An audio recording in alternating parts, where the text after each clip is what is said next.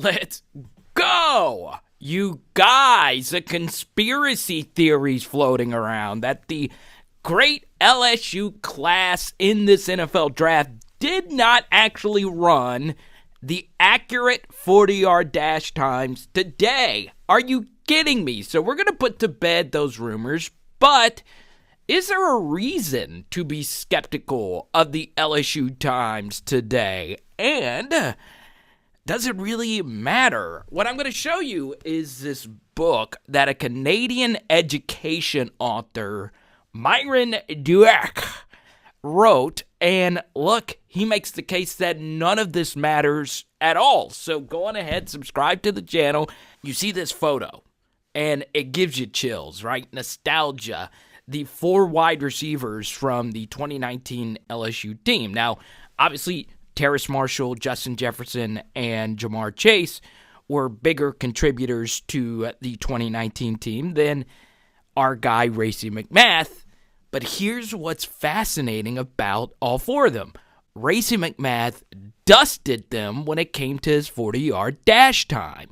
And when you take a look at the final 40-yard dash times of everyone that competed in the LSU Pro Day, well, Kary Vincent being the absolute fastest is not really a shock. We always knew about his Olympic-level sprinter speed, but Racey McMath at 4.34, Ja'Marr at 4.38, Terrace at 4.38, JaCoby running 4.5, Tory Carter running 4.75, and Tyler Shelvin running 5.40. Now, obviously, the final 2, those numbers don't shock you because Carter's a fullback and Shelvin is a nose tackle.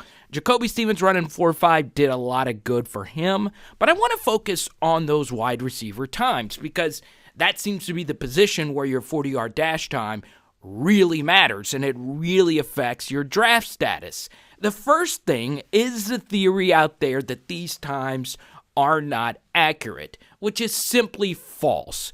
Jane Slater of the NFL Network said that these were independently verified by not only the times of all the different NFL scouts that were there, but just overall, it is highly unlikely these times were inaccurate. Stop it. Does any of this actually matter? Okay, well, yes and no. All right, so you look at the Justin Jefferson profile here from NFLCombineResults.com, obviously the 4.43 40-yard dash. But then you take a look at Odell Beckham Jr., 4.43 40-yard dash. Now, those two have obviously been phenomenal NFL players. If you take a look at this NFL Redditor, this is very interesting. Okay, now, obviously, this list has changed after this last season, but before the season, I want you to look at the top 10 wide receivers in the NFL and what they ran in the 40-yard dash. 4.57, 4.57. Obviously, Julio's a freak, but as you see here, it varies. Size matters for a guy like Mike Evans. Keenan Allen ran a 4.71. But the most interesting name on this list is Jarvis Landry, which brings us back to our friend Myron Dweck. This is actually a book where he interviewed me on this very subject. Now, I used to write for Bleacher Report, and this was a column that I wrote many years ago. Jarvis Landry is more than his NFL Combine performance. So, Myron was writing a book on education about how standardized tests and academic scores are not always the most accurate indicator as to who the best students are because it's a timed test. It's in oftentimes a different location than your classroom and so on and so on.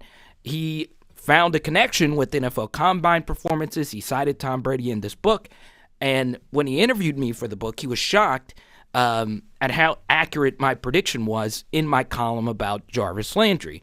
Now, full disclosure, I wasn't the only one that said Jarvis Landry was going to turn out to be an NFL great.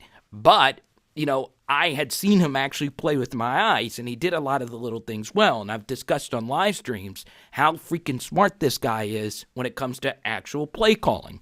The game-winning touchdown against Arkansas, he was the one that actually called the play, which was from a different playbook from the offensive coordinator who predated the one that actually called the play. But Jarvis Landry said, look, let's run this play. He essentially drew it up on the sideline, and it worked.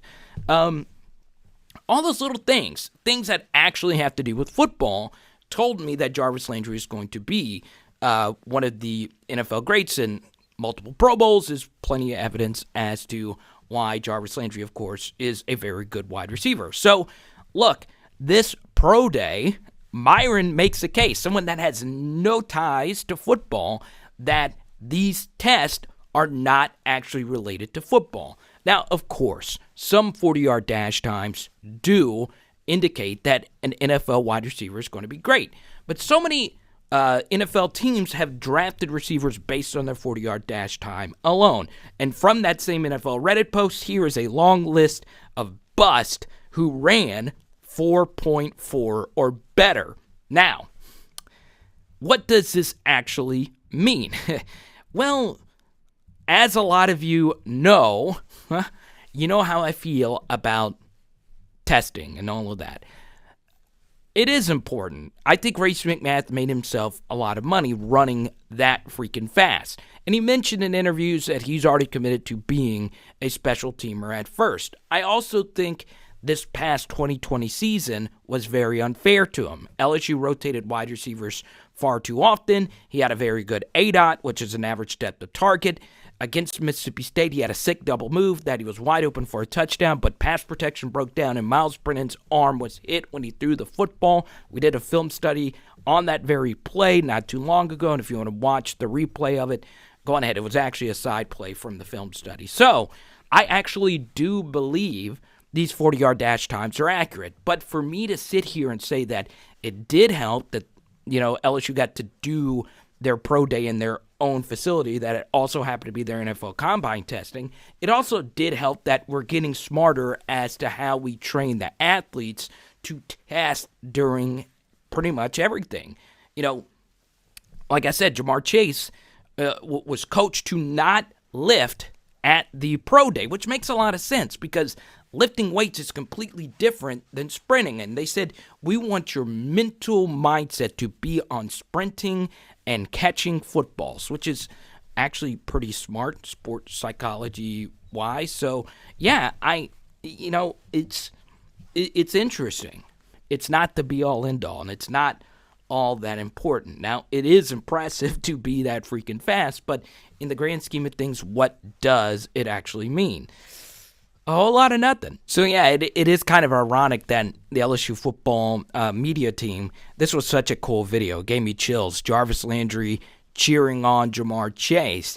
I just found it ironic that Jarvis Landry is the one wishing Ja'Marr Chase well on something that Jarvis Landry did not do well in, and he turned out to be a great NFL player. So yeah, I find all of this so funny because, look, you guys know how I feel about testing.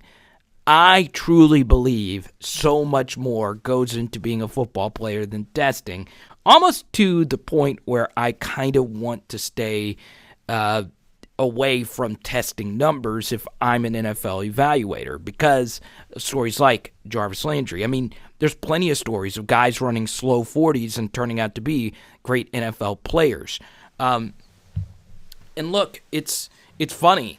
It feels as if you're at a pro day, you're not competing against your best friends who you're working out with.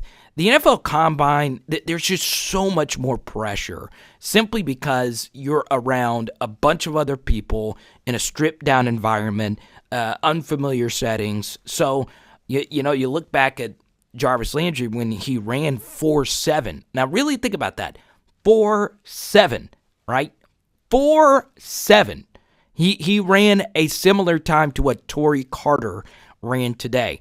It doesn't make sense. And then when he was at his pro day, he ran a far faster time. So, look, it's, in the grand scheme of things, it's a bunch of gobbledygook. It does not matter. It comes down to who you are as a football player.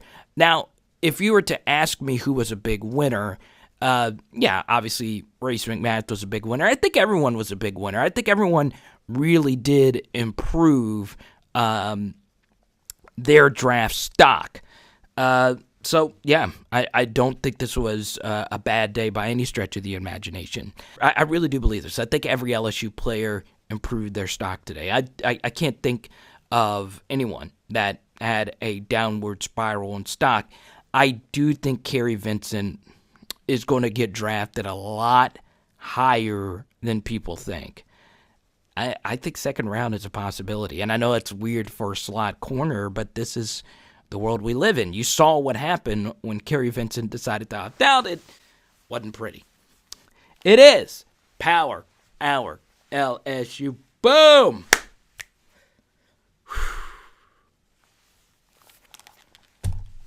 Oh, Bug had a.